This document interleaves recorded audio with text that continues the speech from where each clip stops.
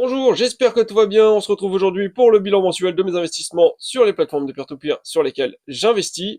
Comme d'habitude, j'ai classé dans ce tableau toutes les plateformes sur lesquelles j'investis. De la 20e place, celle qui aura le moins bien performé dans mon portefeuille en mars 2025. Et à la première place, tout là-haut, celle qui aura le mieux performé, toujours en mars 2025. Mais pour le moment, on va jeter un petit coup d'œil sur les performances de mon compte titre Trade Republic. Donc entre début mars 2025, donc j'avais pris une capture d'écran, et début avril 2025, là juste ce matin, j'ai repris une capture d'écran, et on va pouvoir comparer l'évolution. Donc début mars, j'étais à 5469 euros de valeur totale de mon compte titre, et je suis maintenant en début avril à 5423 euros. C'est-à-dire que de début mars à début avril, mon portefeuille, la valeur totale a baissé de 45 euros, moins 45 euros donc, alors que j'ai fait un apport de 210 euros. Donc ça veut dire que malgré mon apport, j'ai quand même terminé avec une valeur plus basse que début mars. L'évolution, donc en pourcentage, ça donne moins 0,84%. Donc ça, c'est l'évolution sans déduire l'apport. Et si jamais on retire l'apport, je me retrouve donc avec la performance de moins 4,68%. Voilà, ça c'est la performance que moi j'ai calculée pour le mois de mars de mon portefeuille, de mon compte titre Trade Republic. Donc moins 4,68%. Donc je suis pas très loin de la performance qu'a indiqué Trade Republic ici, moins 4,36%. Donc voilà, c'est assez cohérent pour le moment. Donc ça a été violent pendant le mois de mars, mais on va pas dire qu'on s'y attendait pas. Enfin moi je m'y attendais un peu, peut-être pas à ce point-là, mais voilà. Ensuite, donc on va voir dans le détail sur chacune des actions. Donc Berkshire Hathaway, j'étais en début mars à 52% de performance totale depuis l'achat, depuis que j'ai acheté mes premières actions de Berkshire Hathaway. Et en avril, j'étais plus qu'à 50% de performance, donc j'ai une toute petite baisse de 2% durant le mois de mars sur Berkshire Hathaway. Donc là encore, Berkshire Hathaway pardon, a plutôt bien réagi. En ce qui concerne Alibaba, j'étais à 69% presque, enfin bon bref, on va dire 69,79% de performance, et je suis retombé à 59,47% de performance. Donc même une entreprise chinoise comme Alibaba a quand même perdu 10%, donc ça fait mal également. Mais la performance reste quand même très bonne sur Alibaba. Enfin, c'est toujours depuis l'achat, 60%, c'est toujours très bien. Ensuite, au niveau du S&P 500, le TF, j'ai été à 26% de performance en début mars, et début avril, je suis plus qu'à 13%. Donc là, on voit que j'ai perdu 13% de performance sur le S&P 500 en un mois. Donc là, c'est bien violent, c'est encore pire que les 10% de l'entreprise Alibaba. Et ensuite, on passe au MSCI World. Donc cet ETF, j'étais en négatif de 2,48%. Et alors là, il y a un petit bug. Je ne sais pas pourquoi l'application Trade Republic me fait des petits bugs comme ça. Elle m'indique une performance de 769%. Mais alors que c'est pas du tout le cas, bien sûr, puisque on a un peu du mal à voir, mais j'étais à 704 euros de valeur totale, et je suis plus qu'à 695 euros début avril, donc ça a baissé, ça a légèrement baissé entre le mois de mars et le mois d'avril, début avril je veux dire. Donc voilà, tout a baissé grosso modo pour dire ça plus clairement. Ensuite on a le Bitcoin. Alors au niveau des crypto-monnaies, alors mon Bitcoin là, la valeur elle est passée de 84% de performance à 71% de performance, donc pareil, il y a une petite chute de 13% pour le Bitcoin, donc ça fait assez mal. Mais c'est rien par rapport à la chute de l'Ethereum qui est passé de moins 7% à moins 25% dans mon portefeuille. Donc là, catastrophe pour l'Ethereum, sachant qu'il y a encore quelques mois, je devais être autour des 70% de performance sur l'Ethereum. Donc voilà. RAS, sinon, j'ai rien j'ai rien à ajouter. Juste petite parenthèse, une autre là. Je vais parler de Swapper maintenant, parce que sinon j'ai peur d'oublier. On m'a fait remarquer dans les commentaires suite à ma précédente vidéo bilan où où j'avais investi assez massivement sur Swapper, hein, je crois que je l'avais mis dans le titre même. Donc on m'a dit oui, fais attention, il y a Swapper, ils sont en déficit en 2023. Donc j'ai un peu épluché le bilan financier de Swapper. Et effectivement, on voit par rapport à 2022 où ils étaient en bénéfice de 130 000 euros, ils avaient un profit de 130 000 euros. Et là, en 2023, là, on voit que le résultat, quand c'est entre parenthèses comme ça, c'est que c'est en négatif. Ils sont à 100 000 euros de perte. Donc là, on pourrait, voilà, effectivement, c'est vu comme ça, on peut dire c'est assez inquiétant. Ça fait moins 231 000 euros par rapport à l'année précédente, 2022. Mais en fait, si on regarde un peu plus dans le détail, dans le rapport, hein, je vais pas rentrer dans le détail, hein, j'ai juste pris deux trois captures d'écran parce que sinon, oui, il y avait plein de choses à dire sur le rapport, mais je voulais aller vite. Ici, on voit dans une des pages du rapport, ils expliquent que pendant la deuxième moitié de l'année, donc 2023, ils ont comment dire, ils ont créé une nouvelle entité, en fait un nouveau originateur de prêt, SW Finance, et donc donc les démarches pour pouvoir créer cette nouvelle entité. Donc c'est un originateur de prêt qui leur permet ensuite de générer tout simplement des nouveaux prêts, hein, de contracter des crédits et ensuite de proposer des prêts à financer aux investisseurs sur la plateforme. Donc c'est grâce à ça qu'il y a eu beaucoup moins de cash drag sur Swapper là depuis 2023, 2024, etc. Surtout 2024 quoi, puisque 2023 ça venait tout juste il venait tout juste de créer la nouvelle entité.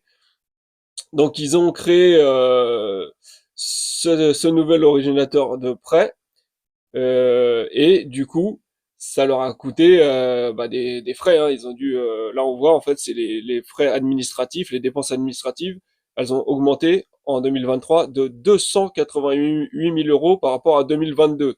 Donc c'est énorme. Hein. Donc si on voit la différence.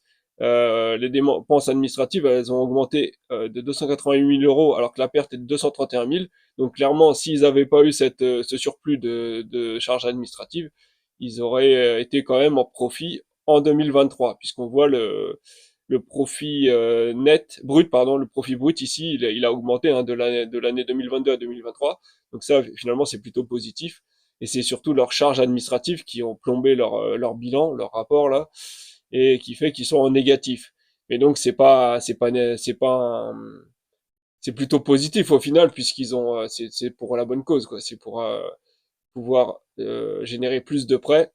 Et grâce à ça, on a eu moins de cash drag sur la plateforme. Hein, clairement, depuis 2023, depuis 2024, ça a tout changé. Hein. J'avais pratiquement plus aucun cash drag sur Swapper, donc c'est vraiment, pour moi, c'est une bonne chose. Donc, selon moi, ça remet pas en cause ce que j'ai ajouté sur Swapper. Bon, là, en plus, c'est le rapport 2023. Hein. Il y a le 2024 qui va bientôt être être disponible hein, à télécharger, sachant que c'est des rapports qui sont audités, hein, c'est pas des trucs qu'ils ont pu bidouiller eux-mêmes ou je ne sais quoi.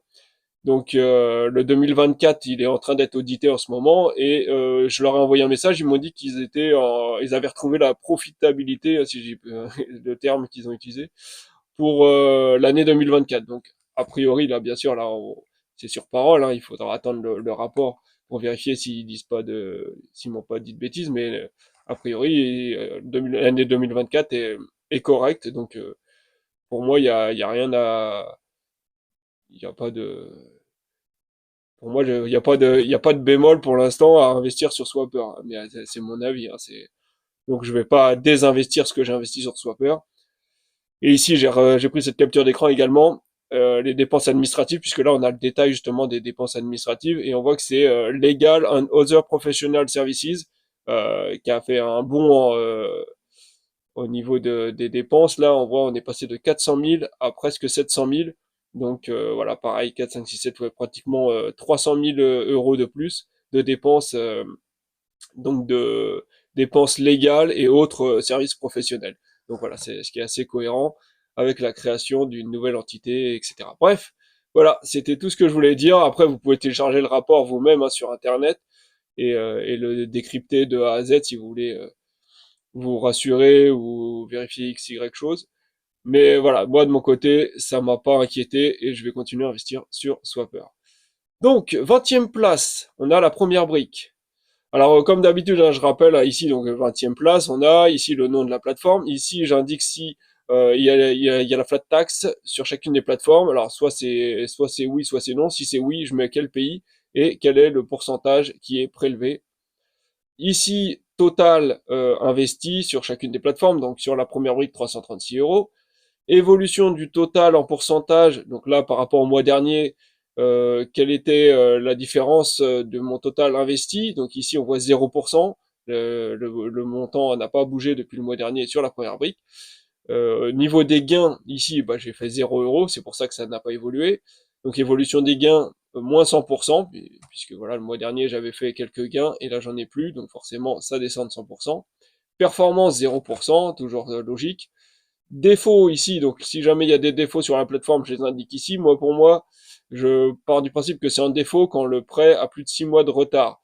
Bon, dans le cas de la première brique, j'ai quand même pas mal de prêts qui s'accumulent en retard. Mais comme c'est des prêts qui sont entre guillemets toujours en cours, quoi, enfin pour là, c'est pas facile de savoir exactement où on en est au niveau des retards sur la première brique, donc je me prends pas trop la tête, je les mets pas en défaut. Mais clairement, voilà, ça veut pas dire qu'il y a pas de retard sur la première brique. Il faut dire que je vais plus je compte pas investir de nouveau sur la première brique, hein. De toute façon, je vais finir de désinvestir et je réinvestirai plus sur cette plateforme. Donc c'est pour ça que je cherche pas trop à comprendre, je fais pas trop le suivi de mes projets ni rien. Et ici, 61 euros, c'est le gain total que j'ai fait sur chacune des plateformes. Donc la première brique, c'est 61 euros, et puis on verra pour chacune des autres plateformes. Donc gain total, tout compris, hein, si jamais il y avait des bonus, etc. Là, j'ai tout accumulé. Alors que dans les gains ici, je n'indique que les intérêts que j'ai reçus sur chacune des plateformes. Pas aucun bonus, rien d'autre, quoi, pour que ce soit équitable. Donc en 19e place, on a les entrepreneurs. J'indiquerai pas à chaque fois s'il y a la flat tax ou non, il suffit de lire ici si vous voulez connaître l'information. Donc total investi 450 euros, évolution c'est de 0,02%, gain de 11 centimes, ça fait une évolution de moins 98%, performance de 0,02%, défaut 52%, donc ça n'a pas changé, j'ai toujours le même montant en défaut sur les entrepreneurs, un montant de 235 euros. Et ici, donc gain total depuis que j'ai commencé à investir sur les entrepreneurs de 97 euros. Voilà. Et si jamais des fois je mets des petites annotations, des petites notes ici, si jamais j'ai quelque chose de particulier à indiquer sur la plateforme, au sujet de la plateforme. 18e place, Mintos, 4731 euros en tout investi. C'est moins 4% pratiquement par rapport au mois dernier. Gain de 7 euros, c'est moins 5%. Performance de 0,15%. Défaut de 59%, c'est à peu près similaire à d'habitude. Ça a un tout petit peu baissé sur Mintos, mais c'est quasiment rien. On est à 2797 euros maintenant. Et un gain total de 2683 euros. 17e place, Bonster, 227 euros d'investi. C'est 1,02% de plus que le mois dernier. 52 centimes de gain, c'est 147% de plus que le mois dernier. 0,23% de performance. 44% de défaut, donc 100 euros. Ça a légèrement baissé sur Monster, les défauts. Et un gain total depuis que j'ai commencé à investir sur la plateforme de 80 euros. Alors là, j'ai indiqué que j'ai investi 31,6 euros en CZK, donc la couronne tchèque. Hein, donc j'ai converti de l'argent, des euros en CZK sur la plateforme. Hein, on peut le faire directement avec des frais, mais c'est pas très élevé. Je me souviens plus, j'aurais dû regarder, mais c'est pas très élevé. Et ça me permet d'investir du coup sur des prêts qui sont en CZK, tout simplement, dans la monnaie locale de la plateforme, puisque c'est une plateforme tchèque qui vient de République tchèque. Et donc 31,6 euros, ça correspond à 788,17 CZK. Pourquoi j'ai fait cette conversion? Bah, parce qu'il y a certains émetteurs de prêts qui ne proposent pas de prêts en euros. Ils sont uniquement en CZK. Donc je me suis dit que ce serait une bonne façon de diversifier mes investissements. dans des différentes monnaies, et apparemment, voilà, il y a certains originateurs de prêts, ouais, c'est pareil, émetteurs de prêts, originateurs de prêts, qui étaient assez, qui avait l'air être assez sûr a priori sur la plateforme, d'après ce que j'ai pu lire, voilà, d'après ce qu'ils ont pu m'indiquer. J'ai reçu des mails des fois de mon sœur qui me disent ouais tel émetteur de prêt, très très taux de défaut ou taux de retard très bas, etc. Donc je me dis bon maintenant je tente le coup, j'ai envie de redonner une chance à cette plateforme et réussir enfin à avoir un portefeuille avec des retards et des défauts minimes. Donc je vais voir, je retente le coup, on verra si cette fois ça va mieux fonctionner. 16e place, c'est Twino. 660 € en tout d'investi, moins 3,41% par rapport au mois dernier. 2,559 € de gain, c'est donc 2,59 euros. Hein. Ça fait moins 9% par rapport au mois dernier, 0,38% de performance, défaut de 11%, donc environ 73 € en défaut sur Twino, et 799 € en tout de gagné depuis que j'ai investi sur cette plateforme. Donc les défauts sont légèrement augmentés, mais sur Twino ça fluctue parce que bah, justement j'ai des prêts qui sont dans la monnaie russe, hein, donc du coup c'est voilà par rapport au taux, le taux de change entre l'euro et la monnaie russe, c'est ça qui fait que la valeur de mes prêts en défaut sont plus ou moins élevées. Sinon ça, en réalité ça bouge pas beaucoup. Donc 799 € en tout de gagné depuis que j'ai investi sur Twino. Là, voilà, petite particularité, comme je répète à chaque fois, quand je mets une case violette comme ça sur le nom de la plateforme, c'est que le montant total que j'ai gagné est supérieur au montant total qui est investi sur la plateforme. Donc ça sous-entend que j'ai plus que mes intérêts qui travaillent sur la plateforme. J'ai récupéré tout mon capital, donc c'est plutôt bon signe, hein, déjà, c'est plutôt pas mal. 15e place, Crowdpeer. 906 € en tout d'investi, c'est 14% de plus que le mois dernier. 3,25 € de gain, c'est moins 49% par rapport au mois dernier. 0,41% de performance et 518 € de gain depuis que j'ai commencé à investir sur la plateforme. 14e place October, 53 € en tout d'investi, c'est moins 8% par rapport au mois dernier. 24 centimes de gain, c'est moins 22% par rapport au mois dernier. 0,42% de performance, 292% de défaut. Alors le montant en défaut, donc il est de 154 €. Donc pourquoi le pourcentage est plus élevé que le total investi? C'est tout simplement parce que sur October, ils accumulent les intérêts qui ne sont pas payés au fur et à mesure, à tous les intérêts qui sont en retard de paiement, s'accumulent avec le capital qui est en retard de paiement, et donc le total fait que ça dépasse le montant qui est investi. Voilà, il n'y a pas d'erreur, c'est bien c'est bien 292%. Et j'ai fait un gain total de 126 € depuis que j'ai commencé à investir sur October. Donc, mine de rien, malgré les défauts, j'ai quand même réussi à récupérer mon capital. J'ai plus que 53 € donc du coup de mes intérêts que j'ai gagnés qui travaillent, et j'ai récupéré donc mon capital vu que mes gains sont supérieurs à ce qui me reste sur la plateforme. 13e place, PrêtUp, 44 € en tout d'investi. Ouais, 44 €, c'est moins 9% par rapport au mois dernier. 0,24 € de gain, donc la même chose que October. C'est 11% de moins que le mois dernier.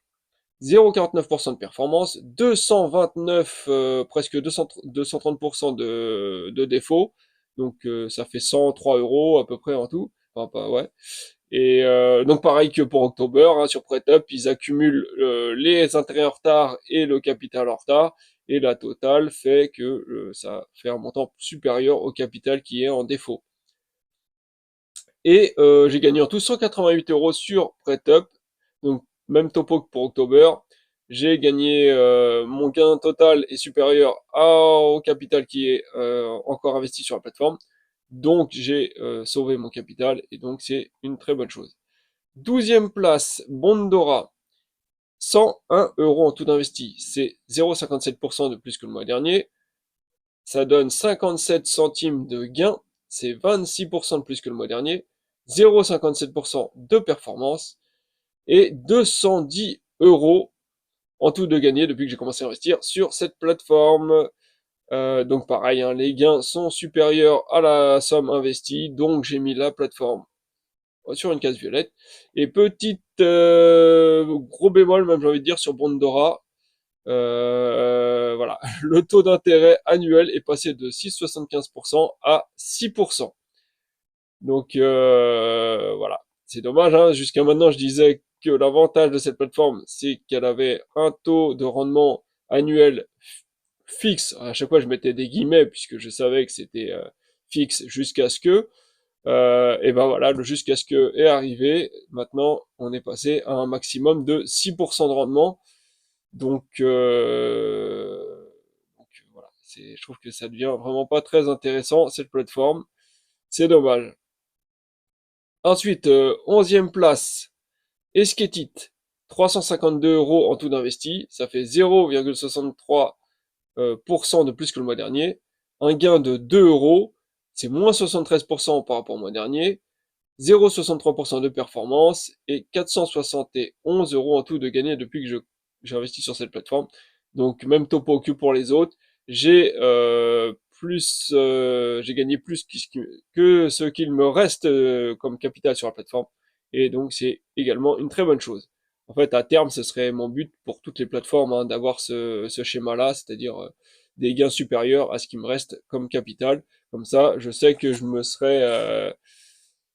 j'aurais plus que des intérêts que je peux perdre, mais pas mon capital. Ce serait déjà une très bonne chose. 10e place, on a Via Invest, 662 euros en tout d'investi. C'est moins, non, c'est plus, c'est 60 centimes, 0,71% de plus que le mois dernier. 4,86 €, donc bref, presque 5 euros de gain. C'est moins 18% par rapport au mois dernier. 0,74% de performance. Et un gain total de 529 euros. Donc là, on n'est pas loin sur Via Invest. Si je retire encore un tout petit peu, on va être bon. Mais je sais pas. Je pense pas que je vais encore retirer sur Via Invest. Pour l'instant, ça tourne bien, donc pas d'inquiétude, on va dire. J'espère. 9e place, Peerberry, 973 euros en tout. C'est moins 53% par rapport au mois dernier. 15 euros de gain. C'est moins 13% par rapport au mois dernier, 0,75% de performance et 1814 euros en tout de gagné depuis que j'ai commencé à investir sur cette plateforme. Donc là, pareil, Peerberry a rejoint ce mois-ci le clan des cases violettes. J'ai eu un remboursement énorme, hein, durant le mois de mars. J'ai eu quelque chose comme 1000 euros qui ont été remboursés, des prêts long terme que j'avais... une somme qui était investie sur des prêts long terme, voilà, qui a été remboursée en masse. Et bon, comme d'habitude, hein, après pour les prêts court terme, on n'arrive pas à investir sur Peerberry. Du coup, bah, j'ai récupéré tout cet argent. Et maintenant, ce que je vais faire, c'est ce qui reste là, les 900 et quelques euros. Je vais les réinvestir à chaque fois sur des prêts long terme, hein, puisque de toute façon, il n'y a pas le choix. C'est soit ça, soit je retire tout. Mais maintenant que je suis passé sous le gain total. Mon capital est passé sous mon gain total sur la plateforme. Je compte pas désinvestir plus, donc je vais tout mettre sur des prêts long terme, qui malheureusement le rendement a également baissé. Il est à 8%, alors qu'il était à 9-10% il y a, je sais plus, il y a quelques mois, je sais pas. Bref. Donc, mais bon, faut s'y faire, hein. De toute façon, tant que ça tourne bien, les rendements vont petit à petit baisser sur chacune des plateformes jusqu'à ce qu'il y ait une grosse crise et que plus personne n'ait envie d'investir sur ces plateformes, etc. Et c'est le cycle des investissements. 8e place, Estate Guru, 1928 euros en tout d'investi, c'est 0,88% de plus que le mois dernier. 16,91 euros, presque 17 euros de gain. Évolution du gain, j'ai laissé en noir puisque le mois dernier je n'avais pas eu de gain sur Estate Guru, donc j'ai pas pu calculer l'évolution. 0,88% de performance, défaut de 78%, hein, donc j'ai 1511 euros en défaut sur cette plateforme, c'est plus que le mois dernier. C'est un peu triste, hein, ils sont en train de moderniser leur site, hein, sur le site de la plateforme est plutôt pas mal, hein, j'avoue qu'ils font des trucs sympas. Mais bon, ça serait bien qu'ils mettent un peu d'argent, je sais pas, qu'ils me fassent une cagnotte pour rembourser les investisseurs petit à petit, je sais pas, parce que là, ça traîne, ça traîne. J'ai jamais eu un seul remboursement de prêt allemand, hein, puisque c'est des prêts allemands dans l'immobilier en Allemagne qui qui ont été complètement scratchés, qui ne sont plus remboursés depuis des mois et des mois et des mois et des mois, et plus maintenant c'est des années même. Mais alors vraiment rien, quoi, mais de chez rien du tout. Je reçois même pas d'email pour me tenir au courant de ce qui se passe. Alors peut-être il y a des blogs ou je ne sais quoi, des forums où on peut suivre l'évolution, mais franchement, quand c'est une cata comme ça, j'ai même pas envie de regarder, quoi. J'ai pas envie de perdre plus de temps que j'ai déjà perdu assez d'argent comme ça. Donc bref, 480 € en tout de gagné depuis que j'ai commencé à investir sur cette plateforme. Donc on est loin d'avoir sauvé mon capital. Par contre, je suis resté de gourou. Septième place, Debitum, 6 371 € en tout d'investi. C'est moins 4,67% par rapport au mois dernier. 69 € de gain, c'est 7% de plus que le mois dernier. 1,04% de performance et 2638 € en tout de gagné depuis que j'ai investi sur la plateforme. Donc là, il y a encore de la marge également pour avoir récupéré tout mon capital. Mais bon, petit à petit, je désinvestis de toute façon sur Debitum pour rééquilibrer, parce qu'on voit que c'est quand même la plateforme où j'ai largement le plus investi dernièrement. Donc là, maintenant, je préfère récupérer petit à petit. Voilà, jusqu'à ce que j'arrive à un équilibre par rapport aux gains que j'ai fait. Sixième place, Swapper.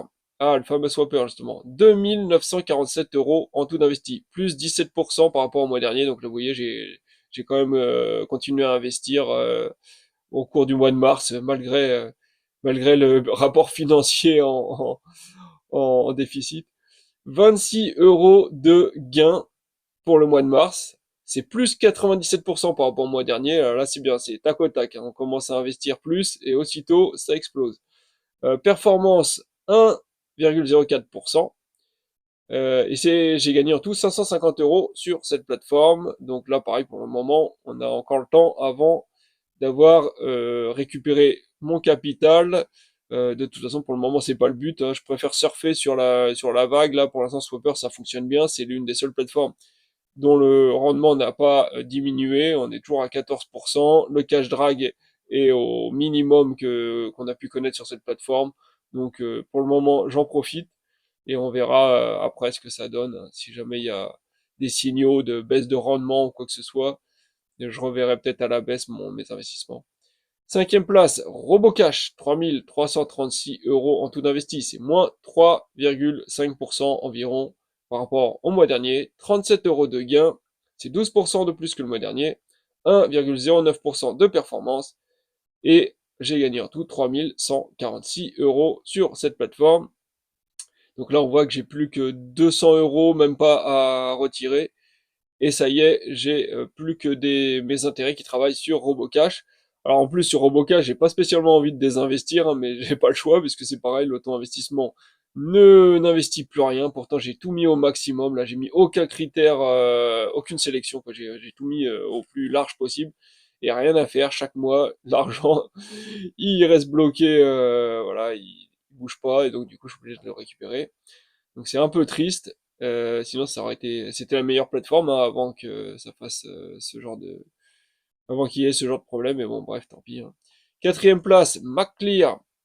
Donc MacClear avec 1 435 € en tout d'investi, c'est 2,5% de plus que le mois dernier. 16 € de gain, c'est 1,35% de plus que le mois dernier. 1,18% de performance et 1 334 € en tout de gagné depuis que j'ai commencé à investir sur la plateforme. Donc là, sur MacLair, moi, j'ai eu le droit, j'ai bénéficié, pardon, de beaucoup de bonus. Donc, je suis déjà pratiquement, j'ai plus que 100 € de mon capital, on va dire, qui travaille sur la plateforme. Tout le reste, c'est des intérêts, donc c'est plutôt pas mal. Je compte pas désinvestir de toute façon. Là, sur MacLair, plutôt l'inverse, même, je vais réinvestir un petit peu. Je laisse, comme c'est quand même une plateforme assez récente, je n'investis pas massivement comme ça d'un coup, mais progressivement, voilà, au fur et à mesure que les mois passent, tant que tout va bien. J'ai pas mal de projets qui ont déjà été entièrement remboursés. Bon, pour l'instant RAS, hein, donc je continue d'investir tranquillement. Ils ont leur nouvelle plateforme, la 8land, un truc comme ça, là, qui est sorti entre guillemets, là, on peut investir dessus. Moi, j'ai pas tenté parce que tout ce qui est crypto, finalement, ça me fatigue un peu maintenant. Je trouve que ça complique beaucoup pour pas grand-chose. Donc on verra plus tard parce que il faut un wallet, etc., etc. D'ailleurs, à propos de wallet et de crypto, là, c'est Nexo, la plateforme Nexo. Là, il y a une époque où je la mettais dans le classement puisque je prêtais mes cryptos contre des intérêts, quoi. Et là, c'est la catastrophe. Nexo, ils ont augmenté tous leurs frais. C'est incroyable, quoi. J'avais 200 et quelques euros sur Nexo. J'ai fait deux, trois manips comme ça. Puis ensuite, j'ai récupéré mon argent. J'ai plus que 170 euros sur un truc comme ça. Enfin, j'ai perdu, j'ai perdu, je sais pas combien de pourcents, entre l'étape où j'ai transféré, j'ai converti en euros et ensuite, l'étape où j'ai récupéré mon argent sur mon compte bancaire, ils m'ont trucidé mon argent, quoi. C'était incroyable. Donc, ah non, Nexo, moi c'est fini, plus jamais je mets un centime là-dedans. Allez, toutes ces plateformes, les CoinLoan, ça à chaque fois, ça, c'est Swissborg, c'est pareil. Swissborg, j'avais un petit peu d'argent sur Swissborg, une autre plateforme crypto. Laisse tomber, les frais, ils sont horribles. Donc, Néo Finance, 1261 euros en tout d'investi. C'est 1,02% de plus que le mois dernier, 15 euros de gain, 6% de plus que le mois dernier au niveau des gains, 1,20% de performance et 227 euros en tout de gagné depuis que j'ai commencé à investir sur la plateforme. Donc très bien. Problème avec Neofinance, alors ça marche super bien, mais je l'avais déjà dit le mois dernier. Maintenant, ils veulent intégrer des frais de 1 euro par mois, juste de fonctionnement, comme ça, peu importe. Voilà, à partir du moment où on utilise la plateforme, ils veulent nous prendre 1 euro de frais par mois.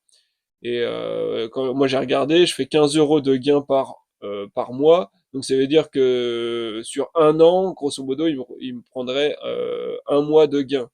Donc je trouve que là, au niveau rentabilité, ça serait plus très intéressant. Et surtout que quand ça commence comme ça, après, voilà, au début, ils prennent un tout petit peu, et puis au fur et à mesure, ça sera 2 euros, ça sera je sais pas quoi. Et puis aussi, je me suis dit, le moment venu où de toute façon, à un moment, je vais vouloir désinvestir, récupérer mon argent, je sais pas, peut-être quand je serai à la retraite ou quoi. Et comment ça va se passer à ce moment-là. Et ça veut dire qu'il me restera plus que vu que les prêts sont de très très long terme sur Néofinance, c'est-à-dire que pendant des années, je serai en train de récupérer mon argent, j'aurai plus que quelques centaines d'euros, je ferai peut-être voilà quelques euros de gains par mois, et eux ils continueront à me prendre un euro, un euro, un euro comme ça tout le temps. C'est-à-dire que sur la fin, ça sera un carnage, quoi, quand je vais avoir plus que quelques prêts quelques euros à récupérer. Enfin, je sais pas, je trouve ça, je sais pas. Donc je me suis dit, bon, si je le sens pas, je laisse tomber. Donc voilà, Néofinance, bah tant pis. Bien prêté, en deuxième position, 303 euros d'investi, moins 35% par rapport au mois dernier, 5 euros de gain, c'est 52% de plus que le mois dernier, 1,21% de performance, et 436 euros en tout de gagné depuis que j'ai commencé à investir sur cette plateforme. Donc là, pareil, aller dans le club des cases violettes, la plateforme bien prêtée. Et là, ce mois-ci, bah, j'ai eu un gros remboursement, hein, du coup, du coup, ça m'a fait, j'ai fait un gros retrait et j'ai eu une bonne performance, quoi. C'est bien. Mais bien prêté, c'est toujours le même problème. Là, ça fonctionne bien, mais il faut toujours se connecter au bon moment pour pouvoir investir sur les projets que l'on souhaite, etc. Et la flemme à chaque fois de me mettre au rendez-vous et tout, j'y arrive pas, ça me motive pas, donc je laisse tomber. Première place, mais sinon j'ai rien à reprocher à bien prêter, hein. Il y en a qui leur reprochent plein de choses à bien prêter. Il y en a on parle de conflit d'intérêts, etc. Alors oui, c'est vrai qu'il y a des choses un peu louches, hein, sur bien prêter, mais ils s'arrangent entre eux, on va dire, puisqu'il y a des entreprises des entreprises qui empruntent à bien prêter, qui appartiennent aux propriétaires enfin au directeur de bien prêter. Donc bref, c'est le même directeur chez les emprunteurs que sur bien prêter. Donc forcément, voilà, il va y avoir des arrangements. Bien que ça, normalement, il a modifié il a réglé le problème puisqu'il s'est retiré de la direction justement des entreprises qui empruntent. Sauf que en réalité, les dirigeants de ces entreprises, c'est quand même voilà, ils sont copains avec le patron de bien prêté. Enfin bref, donc c'est vrai que ça peut poser problème à un moment donné. On va dire que si un jour ça tourne mal, qu'il y a des emprunteurs qui commencent à couler, qui font partie du club bien prêté, ça pourrait à un moment donné, ils peuvent essayer de cacher tout ça, les problèmes, jusqu'à ce que ça tienne plus, et là, ça va être l'effondrement d'un coup. Donc, je sais pas, peut-être, hein, mais sinon, mais il y a d'autres plateformes hein, qui fonctionnent comme ça, hein, mais dans celles, les étrangères, là, genre Robocash, Peerberry, bref, il y a plusieurs plateformes qui tournent bien et qui ont le même principe, hein, qui fonctionnent avec leur propre société de prêt, de leur propre groupe, et c'est pareil, il y en a qui peuvent camoufler des choses pour, euh, pour que ça paraisse lisse aux yeux de tous les investisseurs, quoi, jusqu'à ce que ce soit plus possible, quoi. Bref, première place, l'Undermarket, 547 euros en tout d'investi. Là, très bonne nouvelle sur l'Undermarket, là, je vais dire tout à l'heure. Évolution du total investi de 1,62%. Gain 31 euros. C'est 2000% de plus que le mois dernier. Alors pendant pas mal de mois, j'avais que des gains minables sur l'undermarket. Et là, ça y est, explosion. On est reparti. Boum, et il explose le classement. Performance de 5,82%. Bon, il y aura l'explication tout à l'heure, hein, je vous dis ça. Et gain total de 1219 euros depuis que j'ai commencé à investir sur cette plateforme. Donc là, pareil, le club des cases violettes, puisque j'ai récupéré la totalité de mon capital. Il n'y a plus que des intérêts qui travaillent. Encore qu'une petite partie des intérêts que j'ai gagnés. Et donc, la bonne nouvelle sur l'undermarket, c'est que la totalité de mes paiements en attente ont été remboursés. Donc ça y est terminé. Donc vous voyez, avant je mettais l'undermarket plus plateforme l'undermarket version 2.0, puisque ils sont petit à petit ils ont transféré tous les fonds d'une plateforme, de l'ancienne plateforme l'undermarket à la nouvelle plateforme. Donc moi c'est terminé, l'ancienne plateforme c'est fini, j'ai plus d'argent dessus, donc voilà j'ai remis juste l'undermarket. Euh, donc j'ai plus de paiement en retard, rien du tout. Enfin en tout cas pas dans les pending payments. Pardon, j'ai ma lampe qui, qui a basculé. Donc voilà, bref tous mes prêts tournent correctement, c'est nickel. Voilà, mon argent est totalement investi sur des prêts classiques et tout, c'est super. J'ai tout réinvesti d'ailleurs, j'ai rien récupéré.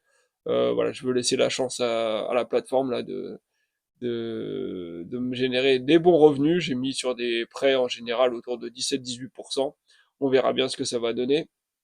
De toute façon, avec le petit montant investi, c'est pas, je risque pas grand chose non plus, hein, vu que c'est que de l'argent que j'ai déjà gagné sur la plateforme. Donc ça devrait aller. Et là, on voit la performance 5,82%, quoi.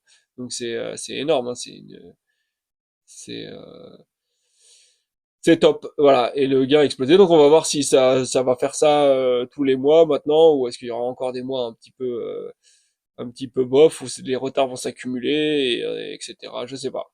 On verra ça. L'avenir nous le dira. Au niveau des totaux, donc je suis en tout à 27 632 euros d'investis, toutes plateformes confondues de peer-to-peer.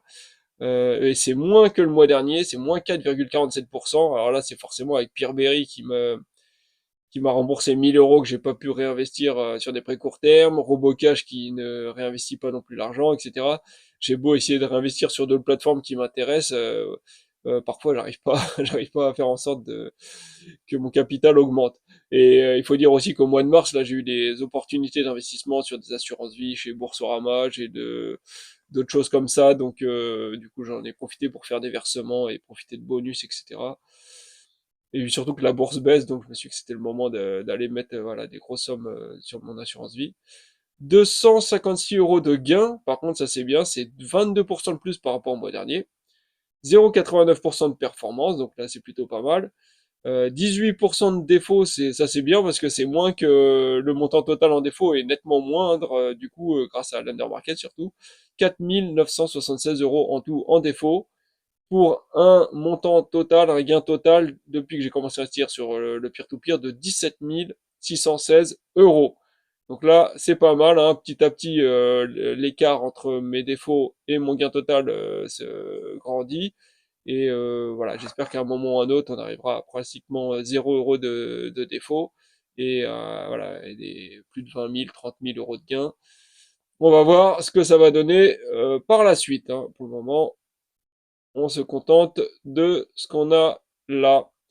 Donc voilà, bah, donc du coup pour comparer, hein, donc 0,89% de performance pour mon portefeuille de peer-to-peer pour le mois de mars, et alors que j'ai fait moins 4,68% sur mon compte titre Trade Republic. Donc voilà, là, vengeance du portefeuille de peer-to-peer, là clairement.